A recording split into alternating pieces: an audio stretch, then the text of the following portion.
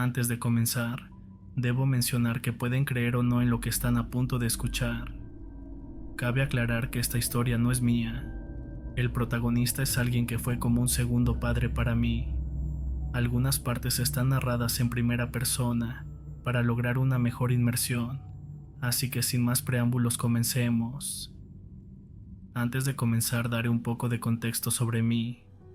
Nací y crecí en una comunidad muy al sur de Puebla. Viví allí durante mi infancia y parte de mi adolescencia. Al ser una comunidad no muy grande, prácticamente todos nos conocíamos.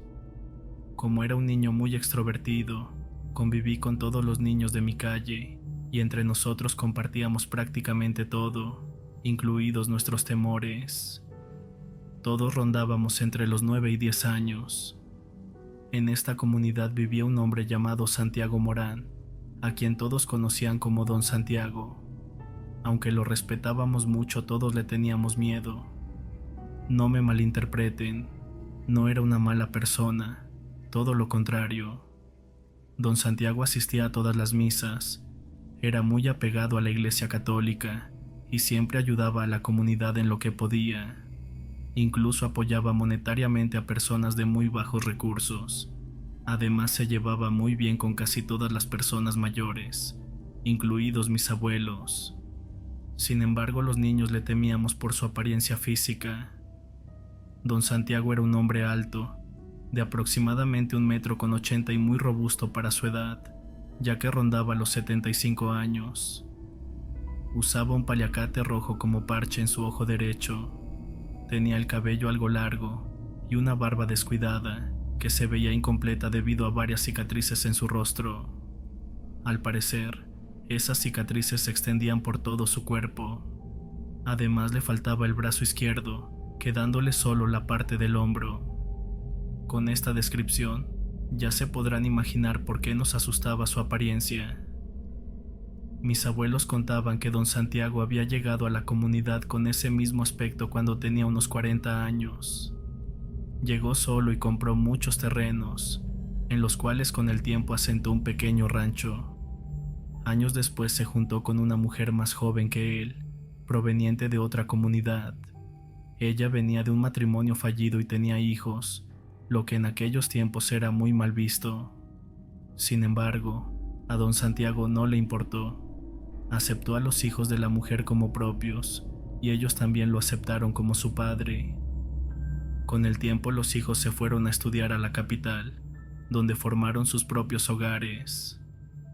Siempre que podían, regresaban a visitar a don Santiago, mostrándole un gran agradecimiento.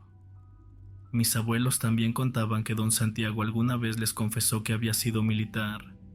Incluso les mostró documentos de la Secretaría de la Defensa Nacional. Sin embargo, evitaba hablar mucho del tema y solía cambiar de conversación.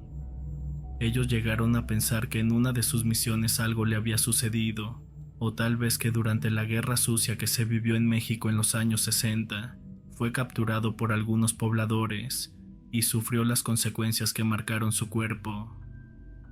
Cuando cumplí 13 años, tuve que buscar un trabajo por las tardes, ya que quería seguir estudiando. Encontré empleo en el rancho de don Santiago. Por las mañanas estudiaba y por las tardes me dedicaba a cuidar el ganado, alimentarlo y vigilar sus parcelas de cultivo de maíz y frijol. En varias ocasiones, mientras realizaba trabajos de jardinería en su casa, noté comportamientos poco comunes, por no decir extraños. El primero de estos comportamientos fue que don Santiago esparcía sal en algunas partes de su casa, además de rociar agua que parecía ser bendita, mientras decía palabras en un idioma que no reconocía. También me di cuenta de que cada vez que salía al pueblo, llevaba ajo en los bolsillos de su pantalón o en su morral. Otro detalle que me llamó la atención fue que tanto al mediodía como a la medianoche rezaba frente a un altar católico. Me di cuenta de esto porque el almacén donde guardaba herramientas de trabajo estaba dentro de su casa. Algunas veces cuando me tocaba vigilar las parcelas de noche, tenía que entrar al almacén para recoger un machete o un rifle, ya fuera para ahuyentar animales de los cultivos, o en el peor de los casos protegernos de personas con intenciones de robar.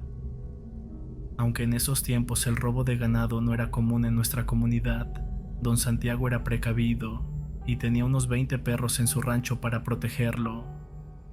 Yo no era el único que había notado estos comportamientos. Los otros 5 trabajadores también los habían observado, aunque nadie se atrevía a preguntar. Solo comentaban que por las noches parecía que don Santiago no dormía, pues en lugar de descansar, salía a caminar por sus parcelas o al monte. La casa de don Santiago estaba en las orillas de la comunidad y su pequeño rancho junto con sus parcelas estaba más alejado, aproximadamente a 30 minutos de su vivienda. A los 6 meses de haber comenzado a trabajar con don Santiago, en una de las caminatas nocturnas mientras vigilaba las parcelas, más o menos a eso de las 2 de la madrugada, vi a lo lejos una pequeña fogata. Me fui acercando poco a poco y al acercarme me di cuenta de que era don Santiago.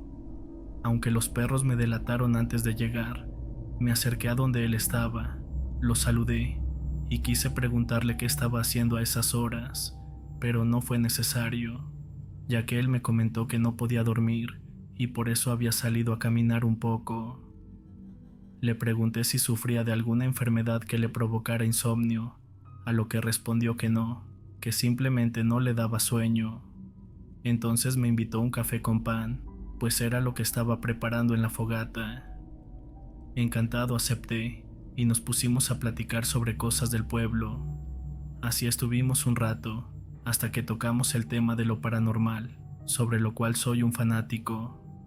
Hablamos de leyendas de México, de leyendas locales y de historias de pobladores que aseguraban haber tenido encuentros con brujas, nahuales, duendes y apariciones. La leyenda más contada en todo el pueblo era sobre unas brujas que salían de una barranca por la noche y se alimentaban de bebés. Le dije que mis padres me habían comentado que esa era solo una leyenda para evitar que los niños jugáramos en altas horas de la noche en las barrancas. Don Santiago solo sonrió al escuchar la leyenda y parecía estar recordando algo, pues se veía muy pensativo. Luego le mencioné que según las amigas de mi mamá, para espantar a las brujas había que poner moños de listón rojo en las ventanas, unas tijeras en la puerta y una cruz de cal en la puerta. Según ella, sus abuelos les contaban que en los primeros años del pueblo, cuando vivían menos de 30 familias, los bebés que no estaban bautizados desaparecían durante la noche. Al amanecer sus restos se encontraban en una de las barrancas. Durante mucho tiempo desaparecieron muchos infantes y las protecciones mencionadas no parecían funcionar. Por esa razón en el pueblo se construyó una iglesia para poder bautizar a los niños, lo que pareció detener un poco las desapariciones. Sin embargo, en años posteriores, algunos bebés amanecían sin signos vitales o sin una gota de sangre. Finalmente las desapariciones cesaron, ya que varios pobladores comenzaron a salir al monte a disparar balazos, y de igual manera realizaban misas y procesiones en el pueblo. Mi abuela decía que de esta historia que se había transmitido por varias generaciones, nació la leyenda de las brujas de las barrancas en nuestra comunidad. Don Santiago me escuchó atentamente y solo me dijo: algunas leyendas siempre tienen algo de cierto y están basadas en historias verdaderas. También me comentó que en la historia cometieron varios errores. Por ejemplo, los listones rojos en las ventanas no alejaban a las brujas, ya que el listón rojo se usaba para atrapar malas energías. Las tijeras tampoco servían para repeler a las brujas, ya que su único uso era cortar la lengua de ciertos tipos de estas criaturas, aunque también se podía usar un cuchillo. La cruz de cal era para proteger los cultivos y el ganado. Según mencionó, las brujas de esa historia eran muy inteligentes porque sabían en qué casas se encontraban los infantes. Gracias a las supuestas protecciones en las puertas y ventanas, ellas se daban cuenta fácilmente de cuándo y dónde había bebés. De igual manera me dijo que hay un tipo de bruja que para succionar el líquido vital de un infante utiliza su lengua, la cual parece un hilo y es muchas veces imperceptible a simple vista. Muchas madres solían poner tijeras debajo de la almohada de sus niños como advertencia para las brujas, y también para tener algo a la mano para cortar la lengua de estas criaturas. La cruz de cal representaba los 4 elementos. Cuando había tormentas, la cruz de cal protegía los cultivos y el ganado. Me quedé sorprendido, ya que don Santiago sabía mucho sobre el tema. Continuamos conversando, y en un comentario a modo de broma, le dije que cuando vi la fogata de lejos pensé que era una bruja. Él solo soltó una ligera sonrisa, y me dijo que así no se veían todas las brujas. Le pregunté si alguna vez había visto alguna, y me dijo que sí. Entonces le pregunté qué tan cerca las había visto, y con tono irónico respondió: más de lo que debería, mientras señalaba las cicatrices en su pecho. Le pregunté si esas cicatrices se las había hecho una bruja, y solo contestó: ¿quieres escuchar la historia de mi vida y cómo fue mi primer acercamiento con la oscuridad?